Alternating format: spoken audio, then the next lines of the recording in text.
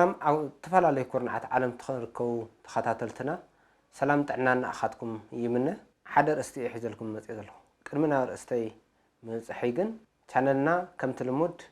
لايك شير سبسكرايب بمقوار رأيتكم بمعلومات أن تجمروا صاويتي عرب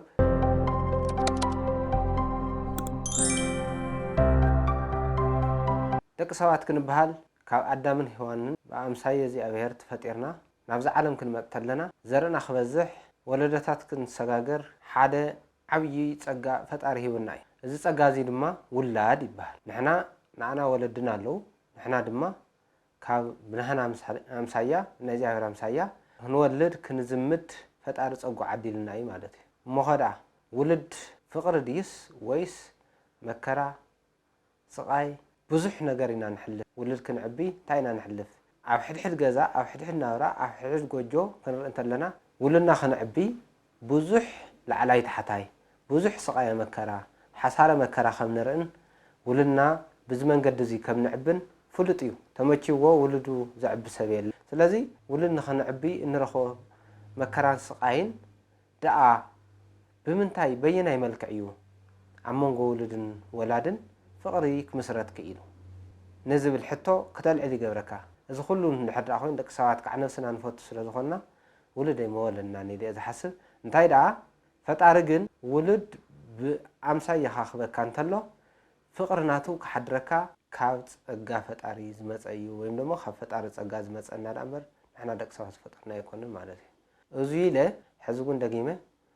channelنا لايك شير سبسكرايب كومنت بمقار رأيتهم قلتوا لنا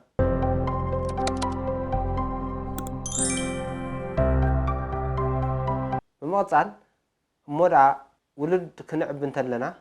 بتعمد تشجرنا لنا ولدنا كعامنا عقب كقطصرنا عقب ناخوننا نملاي نصقملو خيدتات او حد غزان او حد سدران بابزحا نريو تريتاتيو سلازي اسي كان منتاج منجو يمسلكم بتعم تصقمنا لنا مثلني ودي كم زي خوينني وغالي كم زي خويناتني ايتسمعنن عጫጫቃ خوينن ولدي تمرتي كيدني لني زي سرحت وركوم بي صرفلو وقعيتلو طفعيتلو غاشا مصيو يعرفنا غزا زيوم تريتات غزانا ابنا برانا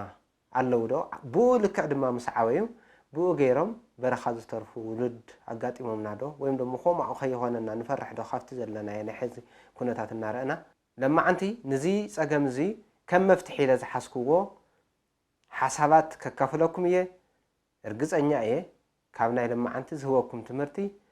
كم تتقومون تمرت وسيدكم عبدكم رؤي زخانة لو تقام ترخون تصفي جبر ما نفتوان حسابي المسجاري حزون دقيمة channelنا نخعبي لايك شير سبسكرايب مقار ريتهم هاونا أكافلنا حسابكم ريتهم أي فلينا أو قلنا خنو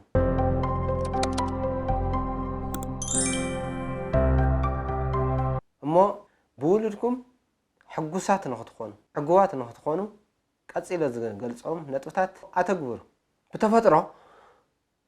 نحنا دك ساعات كنفطرتلنا عمرنا صعدا ايو توحيد زحسب صعدا اي مالت حورو يكونن اوقاقرا ناي سنا عمرنا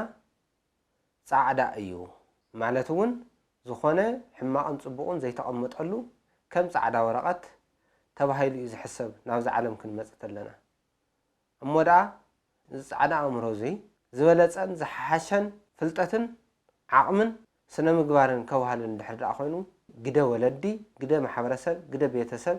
نامرو زمغب قالاتن هيوت سرع اسرارحن حساباتن كنعمطلو زي كنعمطلون نحنا خيد هون مالت اتوسان نطي اوزي كرا زلو نهنصت ولاد تم ناي مجمريا زلعاله استواصو زلوم ولد ايام ات مجمريا خمط زلو افت سدرا افت غزا فقرن سنيان متحجازن متحلاين تملؤ غزا خون سبعين سويتن ناي بعلم استواصو خغورلوم مالتي ابنابرا تفعلالي صقم تفعلالي شغرات كم زغاطم فلطيو ግን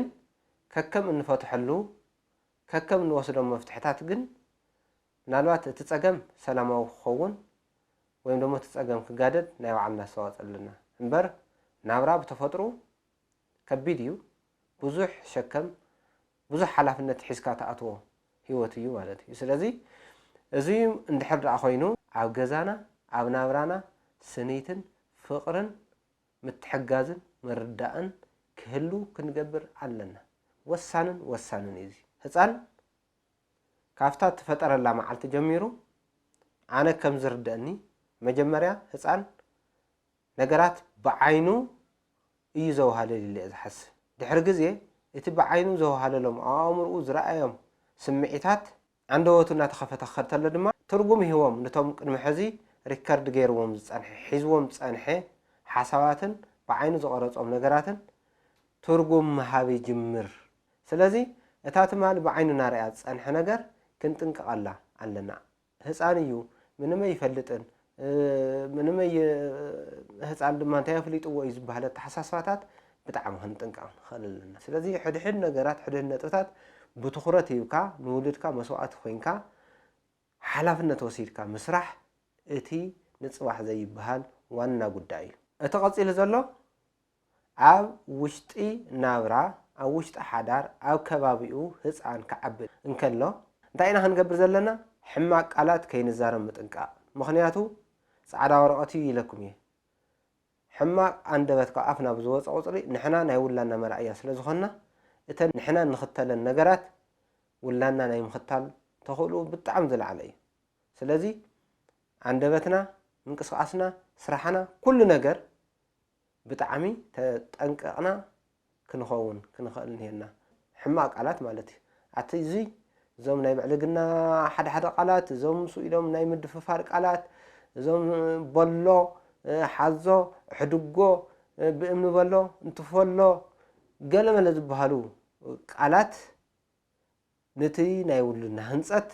ብጣዕሚ ሓደገኛታት ስለ ዝኾኑ ካብዚ ክንቆጠብ ክንኽእል ኣለና እዚአን ምስ እንገብር ፅባሕ ውሉድና እመኑ ኣይትእመኑ ንሰን እዩ ዝብለና ምናልባት ክንድግፅ ንኽእል ኢና ንባዕልና ካብ ኣንደበትና ዝወፅእ ቃላት ስለ ዘይነስተውዕለሉ ግን ፅባሕ ብቶ ቆልዓ ኮይኑ ክመፅእ ተሎ እንታይ ኣጋጢሙ ኢልና ክንድንግፅ ንኽእል ኢና ግን ናህና ስራሕ እያ ናህና ውፅኢት እያ ወይ ድማ ናይ ጎረባውትና እያ ጎረባውቲ ዝኾነ ነገር ኣብ ጥቓ ህፃን ኣብ ጥቓ ውላድና ሕማቅ ነገራት ክገብሩ ክንርኢ ተለና እውን ተኣለዩ ህፃን እኒሄ እኮ እዩ ከምዚ ዓይነት ዘረባ እኮ ይዝረብ ቤተሰብ ናብ ገዛና መፂኦም እውን ውሉድና ዘበላሽውና ብዙሓት እዮም ዓበይቲ ወለድና ሓዚ ህፃውንቲ ሕንቁቁ በቃ ከም ደስ በሎም ክኾኑ ይፈቕዳ እየን ወለድና ወይ ወለድና ማለት እዩ ኣቦታትና ወይ ኣደታትና እሱ ሓላፍነት ወሲድና ወለዲ ክንኣልዮ ክነቋርፆ ክንኽእል እኒሄና ክነቋርፆ ማለተይ ከምኡ ዓይነት ተርእዮታት ካብቶም ወለድና ከይፍፀም ከይመፅእ ፅዑንቶ ክንሕድር ክንኽእል እኒሄና ኣሕዋትና ድዩ ቤተሰብና ድዩ ማሕበረሰብና ድዩ ንውሉድና ካባና ንዓቐብ ዝቐረበ የብሉን ካባና ንዓቐብ ዝሕልዎ ኣካል ስለ ዘየሎ ብጣዕሚ ተጠንቂቕና ዋጋ ከፊልና መስዋእቲ ከፊልና ንውሉድና ኩሉ ነገርና ሂብና ክንዕቢ ክንኽእል ኣለና ስለዚ ካብ ኣንደበትናን ቃላትናን ኣብ ከባቢና ዝረቡ ዘረባታትን ብጣዕሚ ደስ ዝብሉ ንህንፀት ፅቡቅ ዝኾኑ ንፅባሕ ተስፋ ዝህቡ ፅቡቅ ዝኾኑ ተባኢስኩም እንኳ ሰብኣይን ሰበይትንስ ኣብ ቅድሚ ቆልዓ ፅቡቅ ክትዛረቡ ሞክሩ ብፅቡቅ መንፈስ ክትቀራረቡ ሞክሩ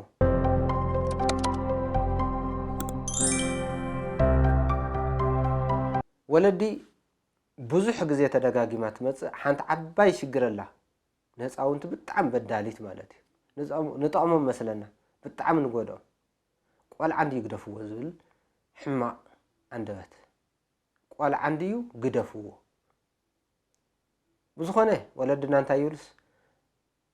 ንዓይኮ ንስኻ ኩሉ ግዜ ቆልዓ ኢኻ የብሉ ውሉድና ንዓና እውን ኩሉ ግዜ ምናልባት ቆልዓ ኮይኑ ክረአየና ይኽእል እዩ ስለዚ ቆልዓ እንድዩ ግደፍዎ ዝብል ብጣዕሚ እቲ ሓደገኛን ክፉእን ቃል እዩ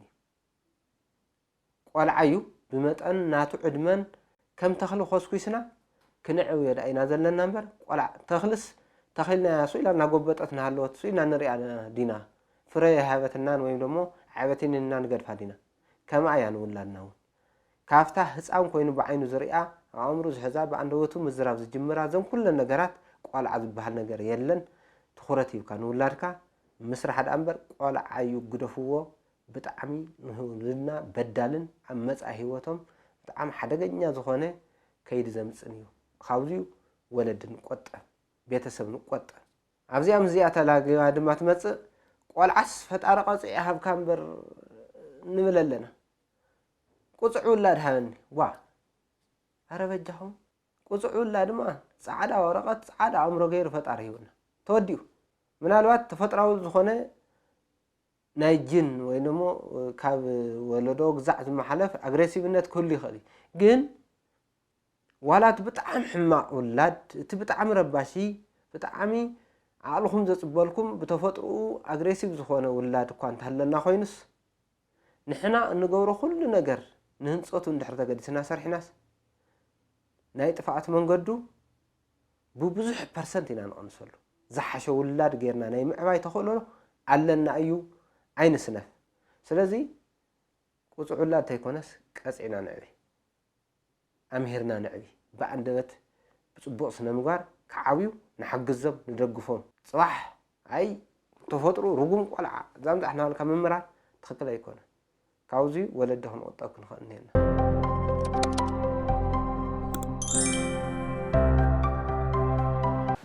ሓደ ግዜ ድማ ወለዲ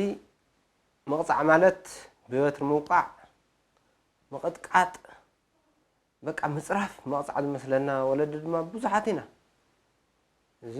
እንድዕይር ደለን ካብ ምንታይ ዝመንጭዎ ዝኾነ መቕፃዕ ማለት ከምኡ ኣይኮነን ክትትልን ድጋፍን ዳእ እምበር በትሪ ብምውቃዕ ዝምለስ ብምቕጥቃጥ ዝምለስ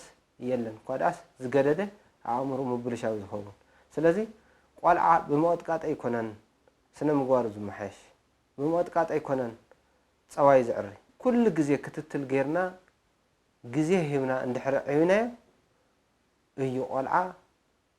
ስነ ምግባሩን ኣተሓሳስኡን ክስተኻኸል ዝኽእል ማለት እዩ ጽቡቕ እንተፍሪና ማሕበረሰብ ከም ማሕበረሰብ ጽቡቕ ዝኾነ ዲስፕሊን ዘለዎ ማሕበረሰብ ይኸውን ኣብ ሕድሕድ ገዛና እናዕበዮ ውላድና ርጉም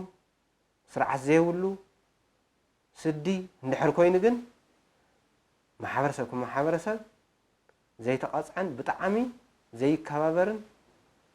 ዘጽልእን ማሕበረሰብ ናይ ምዃን ተኽእሎና ዝለዓለ እዩና ከም ስድራ ከም ቤተሰብ ውልና ሓሲብና ብደንቢ ትዕግስቲ ሂብና እንተንዕቢ ዝሓሸ እዩ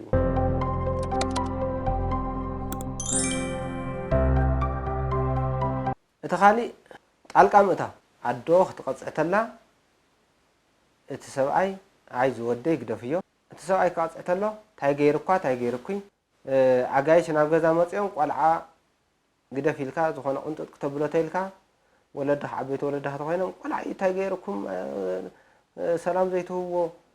ግዛምዛዕ ትበሃል መበላሸዊ ጣልቃ ዝበሃል እዚ ወይም ደሞ ጎረቤት እንታይ ገበረኩም ህፃን እንድዩ ከም ደስ ዝበለ ዘይኾን ኢሎም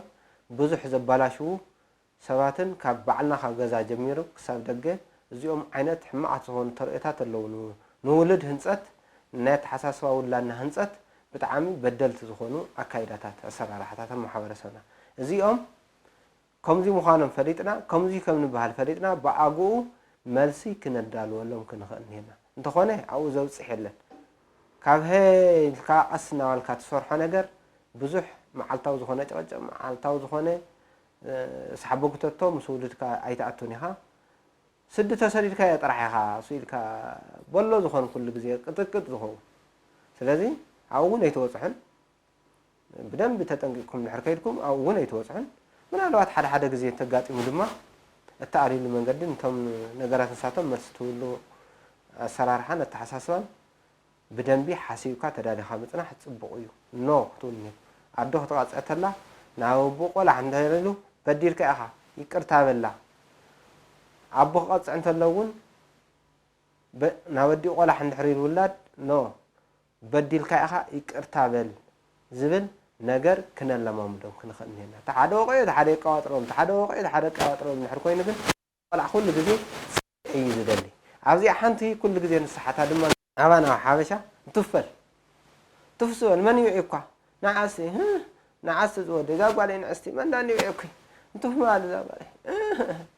ነገር ኣሎ እዚኣ ብጣዕሚ ሓደገኛ እያ እንታይ ሳዕቤና መስለኩም እቲ ቆልዓ በደሎ ይኮነን ዝኣምን ዘሎ ዘራእዩ ኩሉ ግዜ ዝደሊ ዘሎ ስለዚ ኩሉ ግዜ ብበደሉ እንተይኮነ ኣሚኑ ክስተኻኸል ንሕግዞ ዘለናስ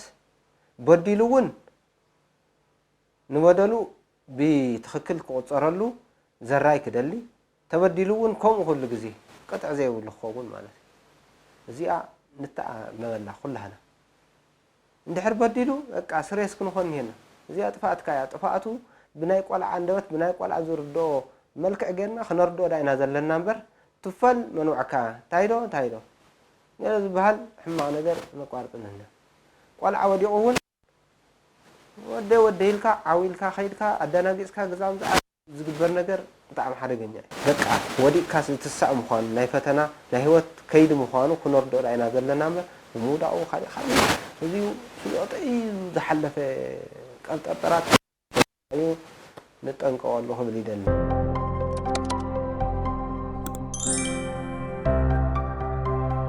ካሊእ ንደቅና ብጥቕሚ ኣይንደልሎም ሓደ ተርእታት ክካፍለኩም ምናልባት ናብ ስራሕ ክንኸተለና ወለዲ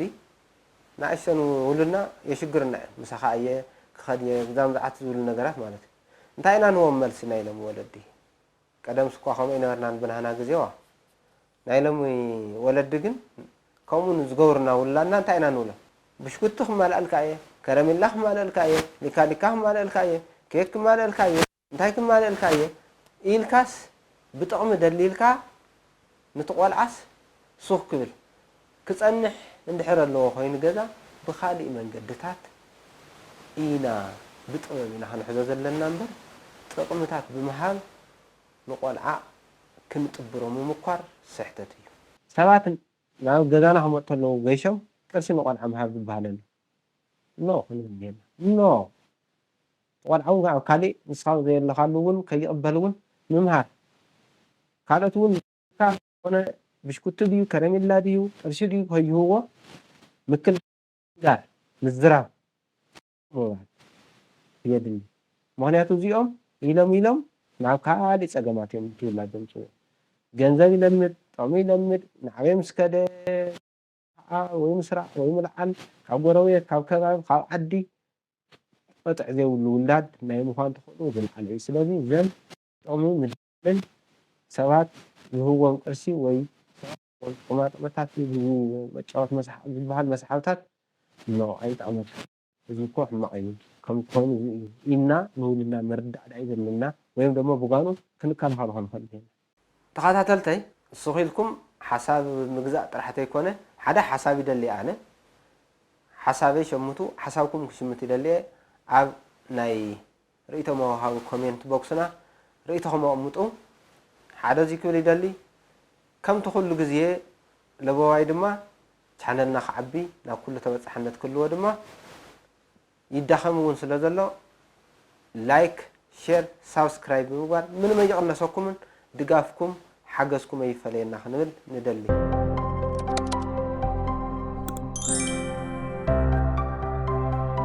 ንደቅና ፅልኢ ኣይንስበኽ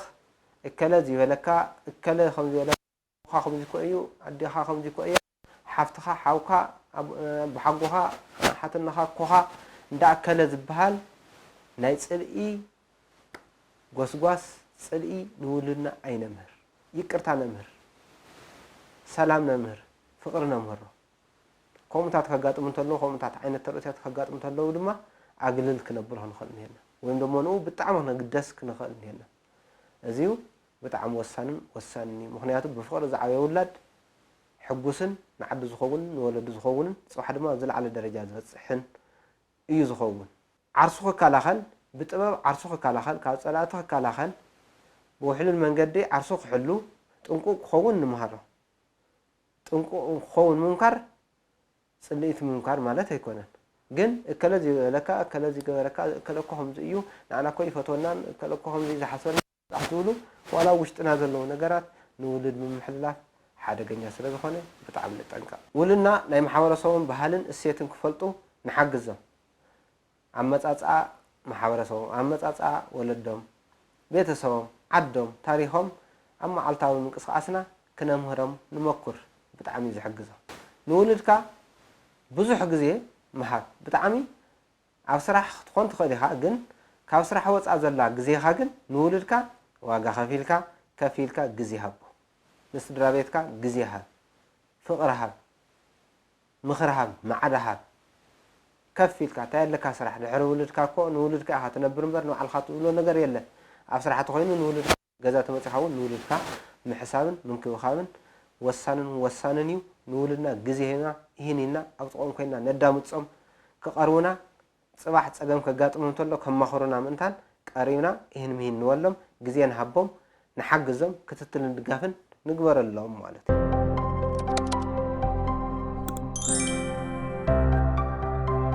እዩ ህይወት ብቐሊል መንገዲ ነምህሮም هذه كبرت نجارات زي مالت مس أمرهم زي مت النجار ممهر بتعامي بدل يزخو جن بنايق والعا عقمي بنايق والعا نايسنا أمره بسلت النجارات بقولك والعا بزرد من جدي ممهر يدلي نعملت حنتي عملت كنجاركم حنتي عدس والعا موتك أرشيل منامو زودي إذا عرش هو كات خينسي أبزي أنها أمنمو عسرت جزية نفتفتي أنها بوتا عسرت جزية دم خا أنا أبزي أنها تقويا خمس أيام لنا هذا أرش سلاز دلي الشيء ويوي زيادة قلة لي لخيره بدحريو تأمني يبصحة حزواي مت يبصحة حزواي مت يبصحة حزواي مت دحر زين إسراء جزية عسرت نفتي تي خلنا هلو يدكم دخي ما يلخفيل دحر زودي كيف بكاد ليه هونكون ويندمو هنقالة أكاد ليه هونكون جن بتعمي نفتي كتول لدخيم كذا ودي هو إذا ذهب كأرشي كم على في أيام مو لما نانتي هونه سرح حذركم خانو إمن كرشي طعم كان حزز ودي دي تنكر كأسأل هات أمت نحن زي كرشي منو ما يطعم كان تولد دخا خافتين زوخا كم زي غيرهم يوم زمت وخم تحز دخم كايو نور قلنا تسوق يوم صريح ممتعون ولا نمهرون يقني الليل تقلع خير مالت لذي الساعتهم بزردهم ملكة بتقبل نرد أيام نمهرهم حسابات بملكة نرد أيام مالتي محزون دقيمة channelنا لايك شير سبسكرايب كومنت مقباري ترسعوا ياهو كل جزء أقول ناس لازم لهم دما بزجات عمي قبل بيك مسجني دل مالتي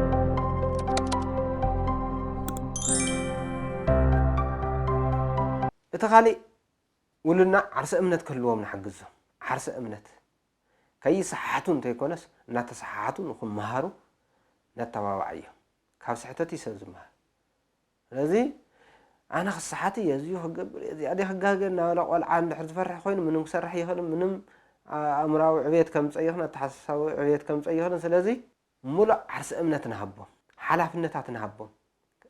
بعلمي أملك حلف النت نهبهم أتحلفنا تذهبنا حلفنا الدماء تقبلنا نجمع تعصبقت قلنا تعصبقتي تتصحتوا تصحتكم ويننا نايم هنا تخولوا يحلونا عرس أمنتك عويو أو كل مسابات حسابهم كجلسوا سيدك حساب جلات مالت أف عبية أف زمت أمزراب تيكونس زتحتته بأجواء من لس من برتتع زخانة أو وش تزول الحساب نولد دخل مخر من برتتع يدلي أو كلمة رختو أو كلمة حازتو زغور له نجار ندحر له خينو كمان من عقم خانو عردينا قبل التخوص المجوار لا يعلنا الصوات عزيز سلط خانه عرس أمنتنا يقول لنا نخعبي الصوات أنا نجبر زيله زم قدم زول نتفتات ولدي مسن تجبر مسن نفتسمن إيمانني ولنا حجوساتن الزخانة ذل على درجة خوصحن حجزت نتفتاتيهم بقص علي زونة تفتات نعمقنا أو قص علت مدواتنا خنصر حلمينا نايلم عندنا تفتات جن بتعمل قدس لزخانو وسيدكم مس درهم مس كبابكم تمايت اللهم زودالكم وانا قرت اللي ورئيتهم أو كومنت بوكس عمود الله حزقون channelنا شير لايك سبسكرايب كومنت بمبار أقولنا يكونوا يقني اللي يخبر اللي سلام عليكم